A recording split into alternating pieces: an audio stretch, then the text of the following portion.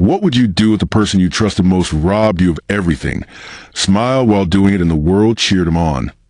That question would burn in Malik Davenport's mind for years, an ember that smoldered in silence until exploded into an inferno. It was raining the day his world ended. Not a poetic drizzle, not cinematic thunder, just an ordinary, gray wash of rain, the kind that didn't care whether it landed on roses or graves. Malik stood outside the towering glass facade of Davenport and Rhodes Technologies, the multi-million-dollar tech firm he co-founded. But now it wasn't his anymore. Security hadn't even let him inside. His ID badge blinked red. Access denied. Just like that. Born in the heart of Atlanta's South Side, Malik Davenport was a product of duality. A brilliant mind raised in a neighborhood suffocated by limitations. His mother, a high school English teacher who moonlighted as a waitress, raised him on books and resilience. His father, absent. Prison walls don't allow much for father-son bonding. Malik didn't cry about it. He coded. By 12, he was dismantling old gaming consoles, rebuilding them into makeshift computers. By 16, he had designed an algorithm that made local news, a predictive analytics tool for traffic flow optimization. Google didn't call, but a small scholarship from Georgia State did, and Malik used it like a master swordsman wielding a blade. He clawed his way through school, often skipping meals so he could afford server time to run simulations. He hustled, tutored math students, sold refurbished phones, freelance websites. Every dollar had to work overtime. After graduation, Malik landed an unpaid internship at a mid-level AI startup in Austin, Texas. Unpaid. But he showed up every morning at 6 a.m. sharp and stayed until the janitors kicked him out. It was there he met Cameron Rhodes. Cameron Rhodes was everything Malik wasn't, blonde, prep-schooled, and dripping with inherited confidence. He wore loafers that cost more than Malik's monthly rent and had an effortless charm that made investors nod before they even knew what he was selling. But Cameron wasn't just another privileged frat boy entrepreneur. He was clever, ruthless, and he could smell genius. He saw it in Malik and made an offer. "Let's build something real," Cameron said, white teeth flashing in a crafted grin. "You've got the brains. I've got the connections." Malik was skeptical, but opportunity rarely knocks twice in tech. So they built. Davenport and Rhodes Technologies launched from a shared office in an industrial park, running machine learning for predictive behavioral modeling. Their breakthrough came 2 years in, a powerful AI system that could forecast consumer decisions with chilling accuracy. The money followed. First a $5 million seed round, then $40 million in Series A, and finally a valuation north of $800 million. They were unstoppable. They were kings. But only one of them would wear the crown. Malik never saw it coming. A stack of documents he barely glanced at.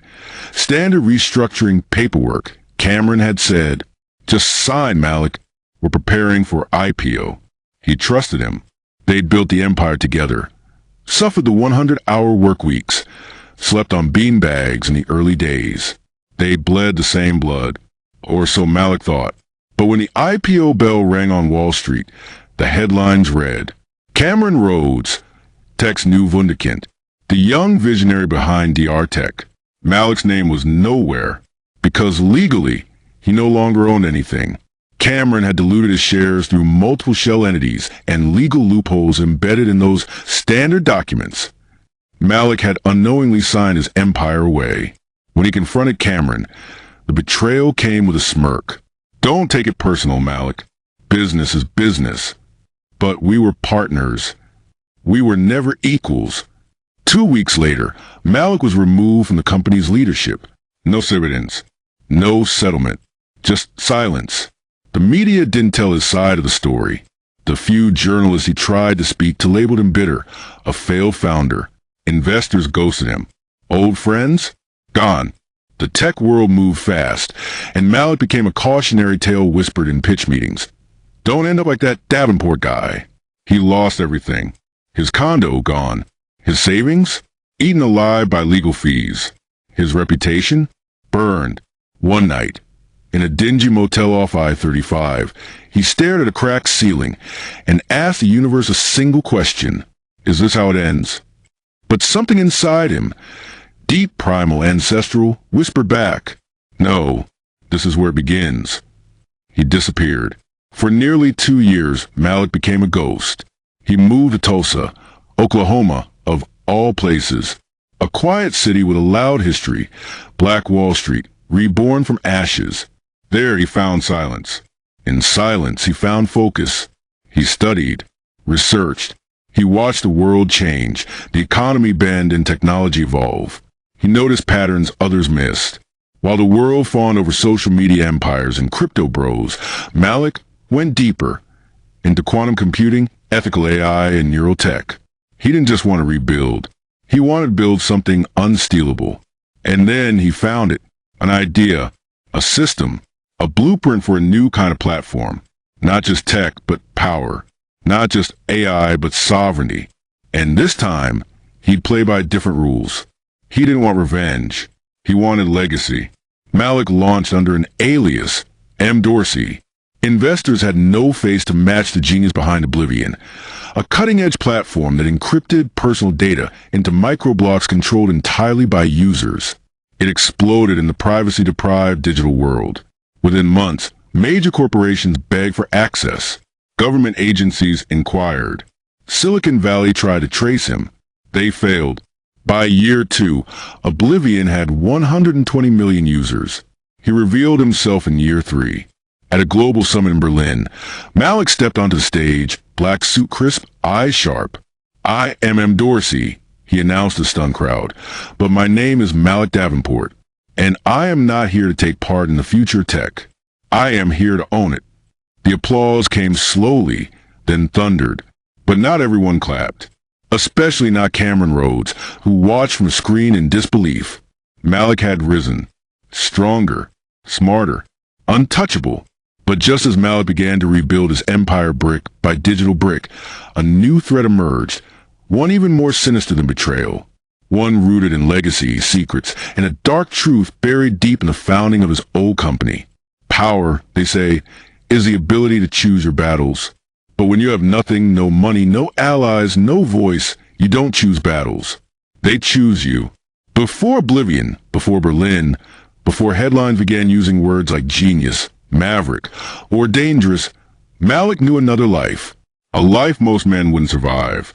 It began with eviction. A knock at the door at 6:45 a.m., followed by a cold-voiced property manager and 2 deputies. No warning. No explanation beyond a folded notice stamped final. 30 minutes to vacate.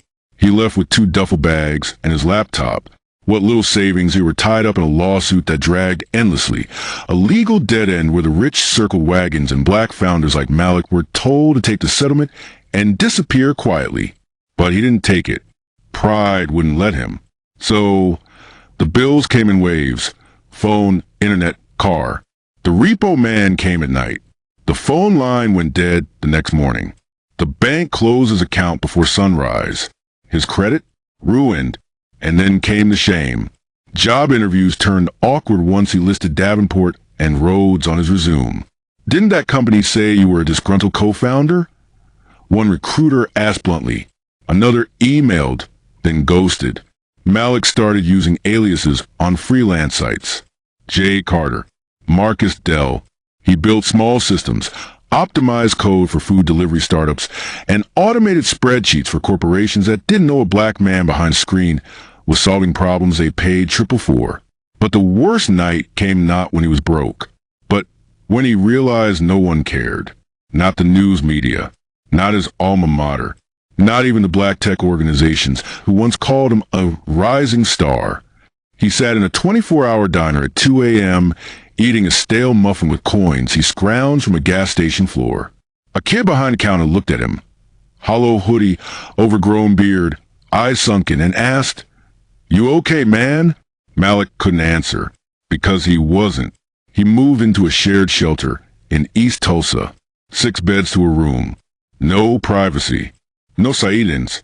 Just snoring, coughing, and quiet men who looked like broken glass. Sharp once, now shattered. There, he met Wallace Freeman, a retired city engineer whose pension had vanished in a Ponzi scheme. Wallace taught Malik how to navigate the system. Food stamps, job boards, what shelters to avoid, and which buses actually showed up on time. But Wallace also told him something else. This country ain't just built on inequality. It thrives on it. You don't just rise by working hard. You rise by outsmarting the traps they laid for you. Malik listened. He wrote code on borrowed library computers, printed resumes at midnight, taught teens how to build websites at community centers in exchange for meals. He stayed invisible, but his mind never stopped. Still, the scars deepened. Once, he was stopped by police walking home from a community event. "What are you doing in this neighborhood?"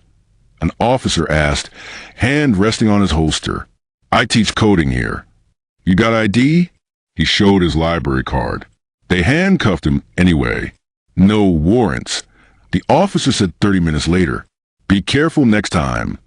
3 years after his fall, Malik's rise began not with millions, but with a single email. "Mr. Dorsey, your encryption framework caught our attention. We like to license the protocol. Name your price." Aegis Global Security. He reread it 20 times. They didn't know who he was. They just knew his work. The power of anonymity wasn't safety. It was leverage. Malik sold them a license for $750,000. Quietly, privately. Then he licensed a stripped-down version to 3 other cybersecurity firms. Within 3 months, he had $3.2 million in offshore accounts under shell corporations. He used that money to launch Oblivion publicly. But that success also brought shadows.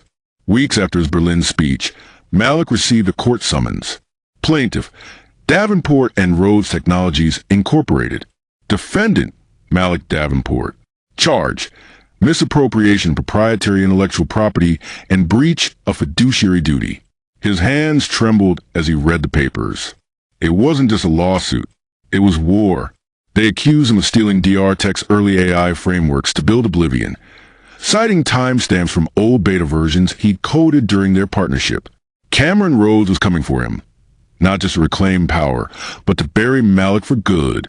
Malik hired the best civil rights attorney he could find, Jacqueline Monet, a firebrand with courtroom presence and a reputation for turning legal skirmishes into public spectacles. But DR Tech had deeper pockets. Their lawyers arrived in fleets. The trial unfolded over 10 brutal weeks. In court, Cameron lied with precision, said Malik had become unstable after the IPO, had harassed employees, and that his exit was mutual.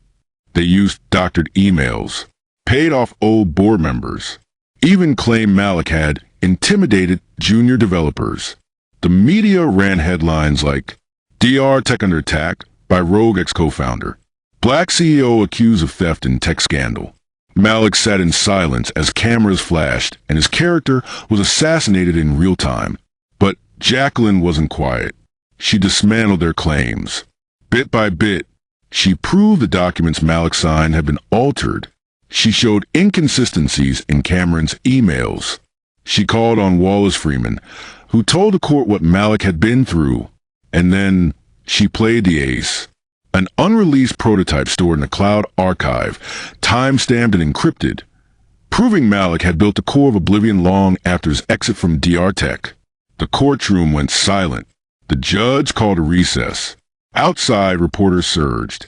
Cameron's face turned ash-white. It looked like victory. Until Malik got the phone call. "Malik Davenport?" the voice said. "Yes. This is Agent Reed with the IRS. We're initiating an audit of your domestic and offshore holdings. Please comply immediately." "What?" Malik said. "Why?" Anonymous tip. His accounts were frozen that afternoon. Jacqueline called him the next morning. "They're coming after you on every front. SEC, IRS, maybe even DOJ. This isn't a case anymore, Malik. It's a purge. They can't prove anything illegal." Since when has that stopped them? It became clear. Cameron hadn't just tried to win a court case. He'd activated every institutional lever he could. The system wasn't broken, it was rigged. And Malik? He was still a black man, trying to beat billionaires in a room they built. He lost everything. Again. The media turned again. Davenport accused of hiding assets. Black CEO under federal investigation. Investors pulled out. Partnerships collapsed. Sponsors withdrew. Oblivion's valuation plummeted. He watched in real time as everything he built began to disintegrate. And then a letter arrived, typed on crisp white paper, signed in blue ink. Dear Mr. Davenport, you don't know me, but I worked for DR Tech as a junior developer for 5 years. I was ordered to help delete certain code logs and backdate intellectual property to make it look like Mr. Rhodes invented them. I refused. They fired me and threatened to blacklist me. I have everything, and I'm willing to testify. Meet me at 11 p.m. tonight. Burn this letter. J.S. Malik sat motionless for 20 minutes. Finally, he folded the letter, lit it with a match, and watched the flames dance. Then he grabbed his coat. The alley behind 12th and Crescent was lit only by the flicker of a faulty neon sign and the warm glow of a street lamp drowning in fog. Malik stood against the wall, coat collar up, hands stuffed in his pockets, heart racing. The city around him buzzed with a kind of silence that felt tense, like something was about to shatter. Then she appeared, not what he expected. A woman, mid-30s, glasses, khaki trench, had pulled up. She walked with urgency, glancing over her shoulder before facing him. J.S., he asked. Jenna Stratton, she whispered. I worked in DR Tech's data engineering division for 5 years. I archived the early logs Cameron didn't want anyone to find. She pulled out a slim flash drive and held it up. This has everything. Malik's hands trembled as he reached for it. Why now? Because I just got diagnosed. Stage for lymphoma. They silenced me for years. I'm done being scared. A cab pulled up around the corner. She turned to go, but paused. One more thing. Cameron has another company. Offshore. Hidden behind 8 shell corporations. Everything DR Tech ever stole, he's been funneling it there. And then she vanished into the fog. Malik didn't sleep that night. He combed through Jenna's files, raw logs, IP timestamps, deleted code commits, Slack screenshots, and metadata from internal repositories long thought destroyed. All of it proved DR Tech's systematic theft, his code, his design patterns, even his internal memos repurposed and signed off as Cameron's. But the final folder stopped him cold. /C shadow /. Inside, financial ledgers, encrypted contracts, and shell company ownership documents that traced a web of fraud through Zurich, Dubai, and the Cayman Islands. At the center, Lucent Strategics Ltd., registered under a pseudonym, Charles C. Rourke. But Malik noticed something odd. One document, a tax filing from a Zurich affiliate, showed transactions labeled AI patent residuals, OBOV protocol, with payout dates before Oblivion ever launched. How is that possible, he whispered. He ran the metadata. That's when he saw it. Each payout was time-stamped 2 days before his original OBOV code commits. That wasn't coincidence. It was cloning. Cameron hadn't just stolen his work. He had accessed Malik's private repositories before Malik even realized they were being watched. Malik knew one thing. Git repositories don't lie.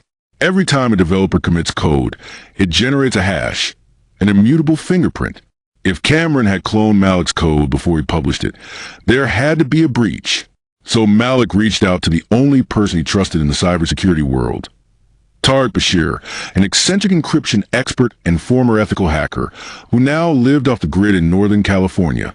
They met via video chat in a darkened room, Tariq surrounded by glowing monitors and humming servers. You said someone cloned your repo before you went public? Tariq asked. Yes, and there's no way they could have unless someone had access to my private build environment. Where was it hosted? Vault Node encrypted cloud. Tariq's eyes narrowed. Vault Node has a security loophole.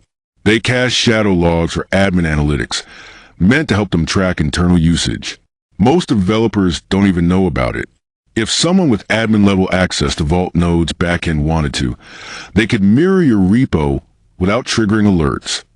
Malik's blood turned cold. You're saying Vault Node gave my code to Cameron? I'm saying it's possible he bought someone inside. But we'll need access to Vault Node's internal analytics interface to prove it. That's restricted. Tariq smiled. I didn't say we would ask for permission. Over the next 72 hours, Malik and Tariq launched a full-scale digital operation, what Tariq called surgical penetration. Malik acted as a ghost, feeding Tariq keywords, build IDs, hash sequences, and old credentials from his developer days. Tariq's fingers flew over keys, breaching the Vault node diagnostic system.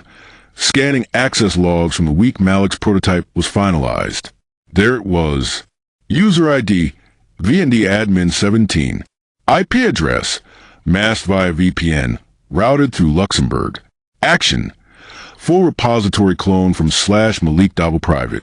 Timestamp, for 13 universal time coordinated, 48 hours before Malik's commit went public. Tariq dug deeper, cross-referenced the VPN endpoint, traced the digital signature. The real user? Cameron Rhodes. Gotcha, Tariq whispered. It was a digital smoking gun. But Malik wasn't satisfied. Something still didn't add up. Why risk everything to steal his code, then hide it behind shell companies? That's when he noticed a single entry in Jenna's flash drive, buried deep under. Private memo, CRLFX. If OBLV hits the open market before Q2, we lose control. Contain Malik at all costs. Ensure that loosen his position as the only scalable alternative. Force acquisition or destroy him. Malik stared at the screen. Cameron didn't just want to sabotage him. He wanted to replace him. Lucent Strategics wasn't just a dummy corporation. It was being positioned to launch a rival platform using Malik's stolen code before Oblivion could dominate. And worse, Lucent had just signed an NDA with DARPA, the U.S. military's research arm. It wasn't about money anymore. It was about control. Malik had a choice to make. Go public. With all the evidence, the logs, the Vault node hack, the offshore accounts, and risk being buried by legal backlash, gag orders, or worse, or take a different route. He reached out to an unlikely ally, Eleanor Blackstone, an investigative journalist known for destroying tech empires. Once blacklisted by DR Tech for exposing a racist hiring scandal, she still had bones to pick and bullets to fire. They met in a quiet park near the Potomac River. Malik laid everything out. Jenna's flash drive, the Vault node breach, Lucent's military contracts, the fake IP transfer agreements. Eleanor's eyes widened. This is not just a whistleblower leak. This is a full-blown conspiracy. If this goes public, DR Tech collapses. The Pentagon might freeze every contract they have. Then do it, Malik said. But Eleanor paused. You're not ready for what comes next. I've lost everything once, Malik said coldly. I can lose it again. But they won't bury me without the truth burning down their empire first. Before Eleanor's expose went live, Malik made one final move. He contacted a boutique VC firm in Singapore, Nova Quantum Ventures, known for investing in blackball founders and disruptive technology. He didn't pitch them a product. He pitched them a war. Fund my legal arm. Help me protect Oblivion from regulatory strangulation. I'll deliver you the most secure AI encryption system in existence. Untouchable, unstealable. They agreed, but with condition. Create a decoy, their lead partner said. Let them think they've beaten you. And when they let their guard down, launch the real system. That night, Malik wrote code like a man possessed. He built Oblivion Black, an AI protocol seeded with false code markers, tripwire triggers, and a hidden diagnostic that traced every unauthorized clone or leak. He didn't just protect his legacy. He turned it into a weapon.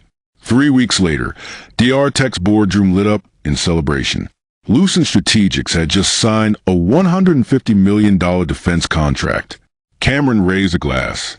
To dominance, he said smugly. And then the system crashed. All screens went black. Emergency protocols failed. Systems rebooted with a single message in white font. You stole the wrong code. MD. In Singapore, Nova Quantum deployed the real Oblivion globally to 10 partner firms. Stock soared. Tech blogs exploded. Media outlets flooded with headlines. And Eleanor? She published her expose, 20 pages long, filled with undeniable proof. The internet lit up like wildfire. Malik watched it unfold from a rooftop in D.C., hoodie pulled low, hands in his pockets, wind brushing his cheek. His empire was no longer stolen. It was rising. Malik stood before the ruins of what used to be DR Tech's monopoly. The media storm following Eleanor's expose had shaken the foundations of Silicon Valley. Government officials demanded investigations. Shareholders filed lawsuits. The Pentagon suspended its contract with Lucent Strategics. And at the center of the storm stood one name, Malik Dawkins. Yet, the victory fell hollow. With DR Tech imploding and Cameron Road's disgrace, Malik was left with a question that echoed through his sleepless nights. Now what? He was infamous, feared, respected, but he was not yet powerful. That would soon change. Nova Quantum Ventures flew Malik to Singapore. There, in a glass penthouse overlooking the Marina Bay Sands, he met the Circle of Nine, the founding partners behind the most discreet capital syndicate in the world. Men and women who had backed underground startups that grew into empires. They asked him only one question. What are you building next? Malik answered without hesitation. A sovereign tech ecosystem.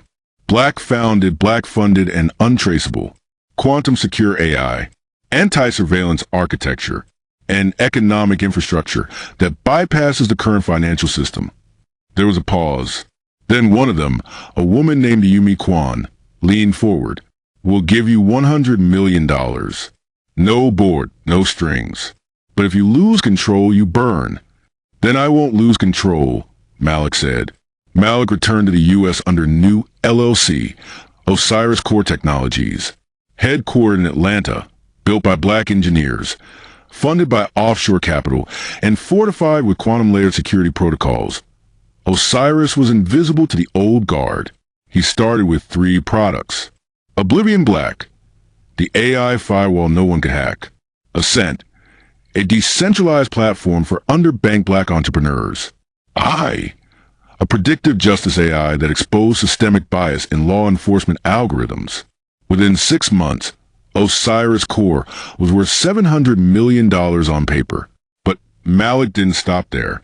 He launched the Vault Initiative, giving microloans and coding scholarships to youth from disenfranchised neighborhoods. Each one trained on Osiris platforms.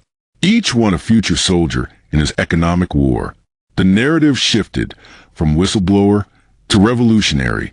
While Malik rose, Cameron vanished. He sold off assets, fired entire departments. Rumors swirled that he was in hiding in Croatia or maybe the UAE. Then one morning, a sealed manila envelope arrived at Osiris HQ.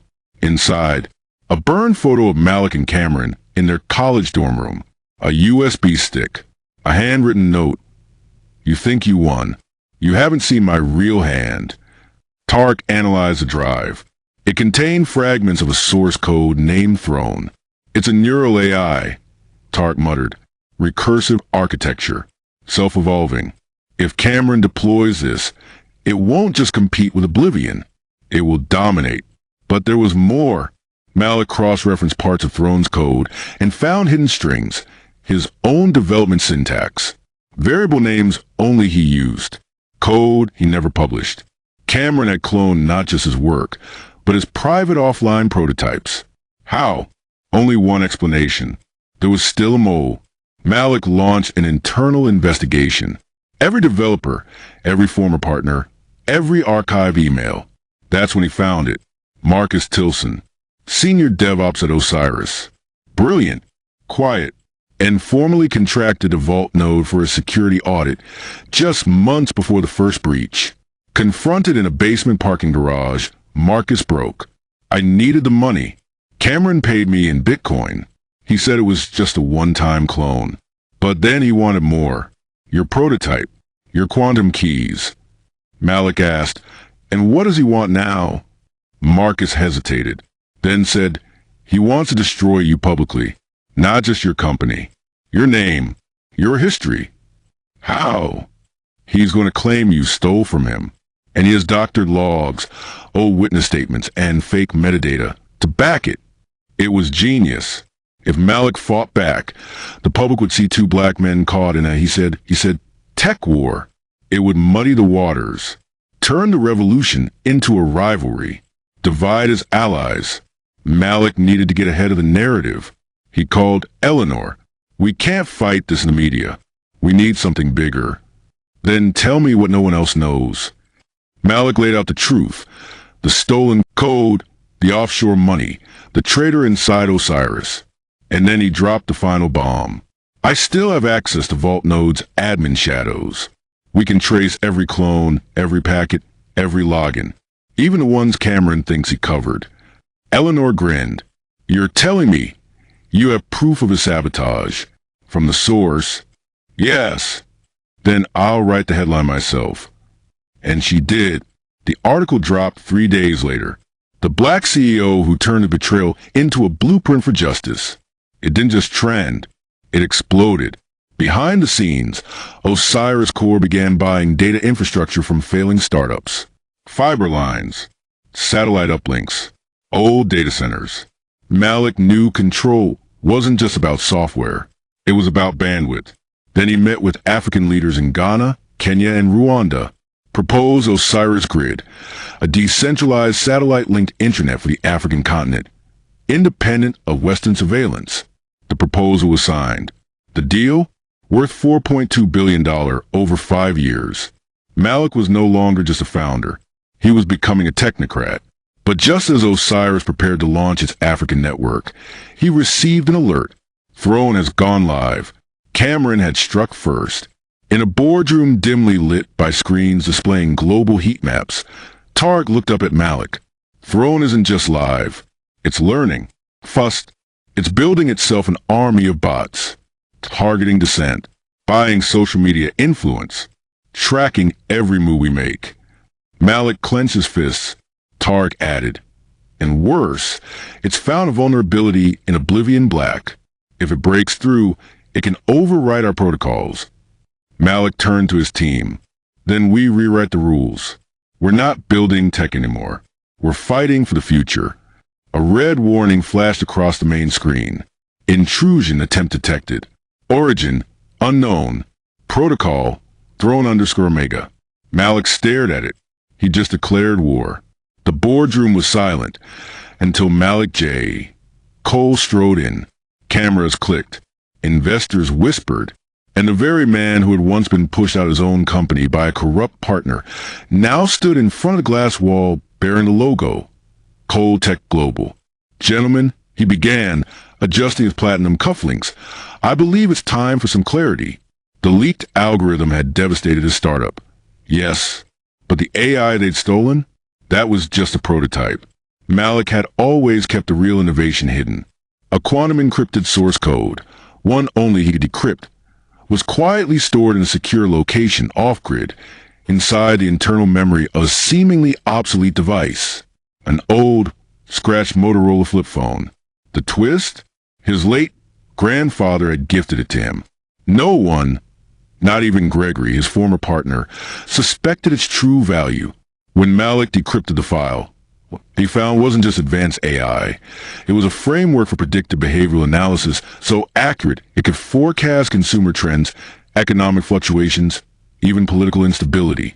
The stakes? Global. And Malik knew one thing. If he played his cards right, he could reshape the very markets that had once shut him out.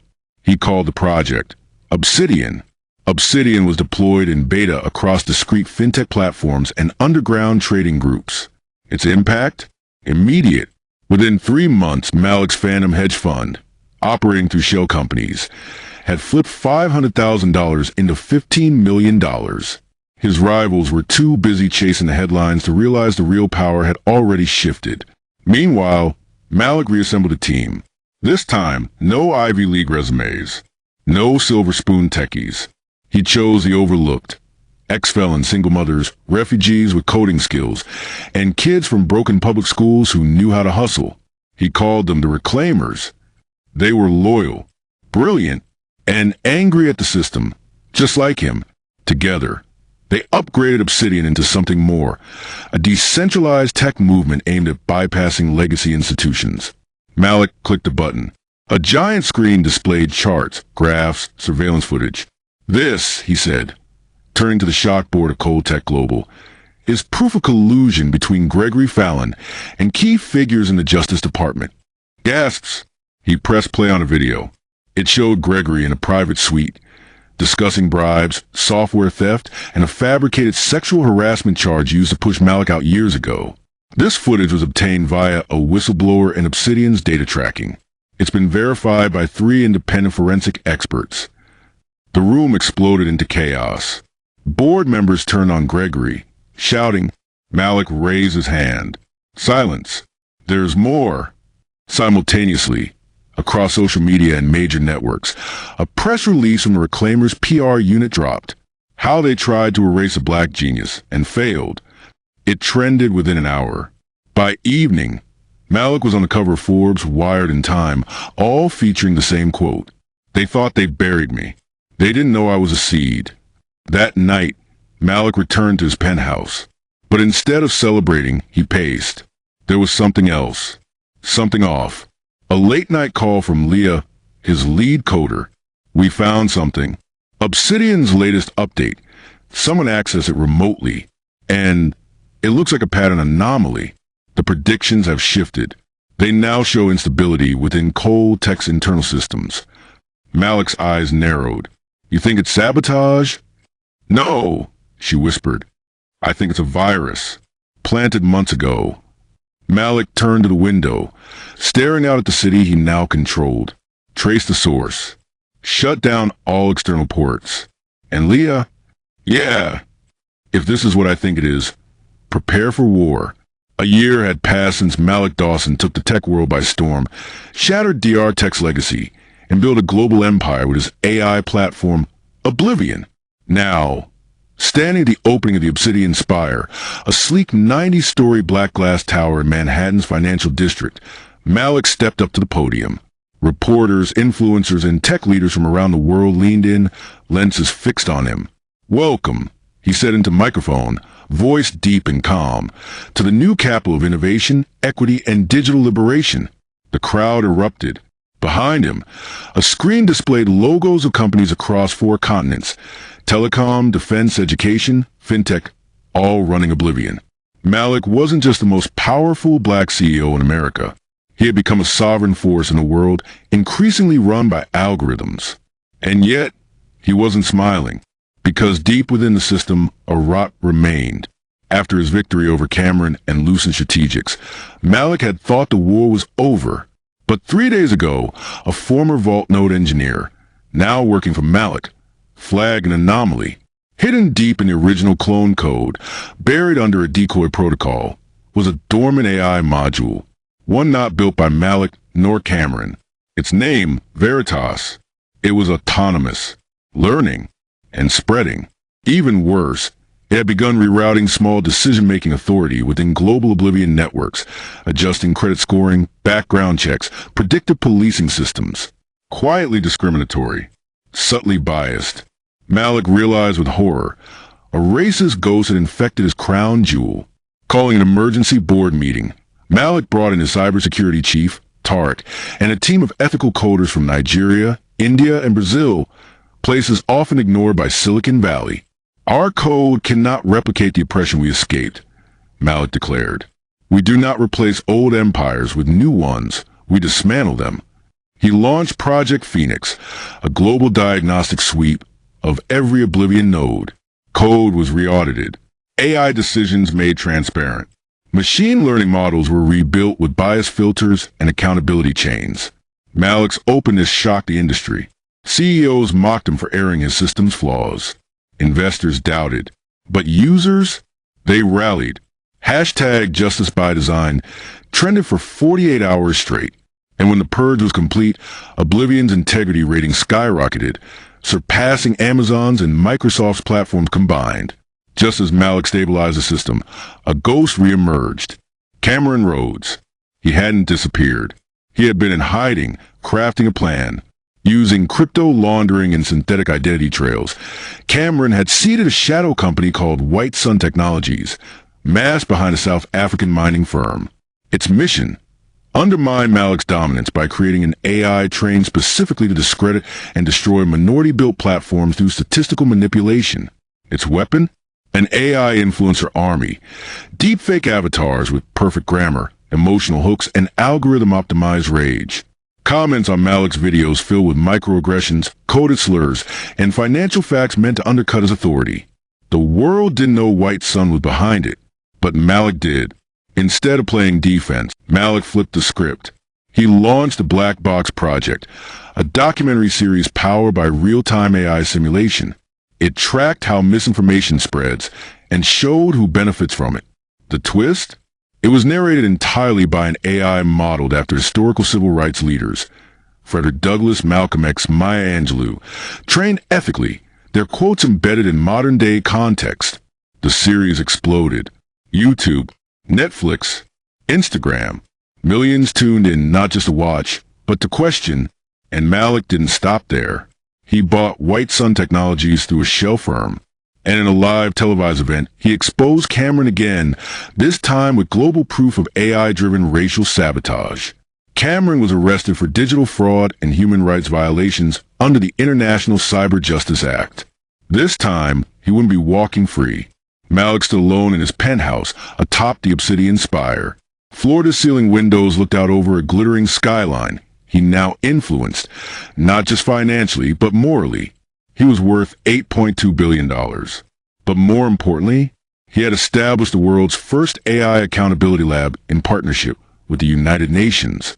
He'd launched scholarships, digital equity programs, and even a free AI school in Chicago's South Side. Reporters called him a mogul. Hackers called him a genius. Politicians called him a threat. He called himself one thing: a survivor with purpose. Malik turned to the camera, the final frame of a documentary on his life. You want to know how I got here? I didn't inherit money. I wasn't born into privilege. I got robbed, betrayed, undermined, judged. But I learned three things. 1. Wealth is built through information, not imitation. 2. Power comes from patience and purpose. And 3, he pauses. Your enemy will build your throne for you if you survive long enough to sit on it. He steps away as the music rises. Words fade into view. Resilience is your greatest investment. If Malik's story moved you, like, comment, and subscribe.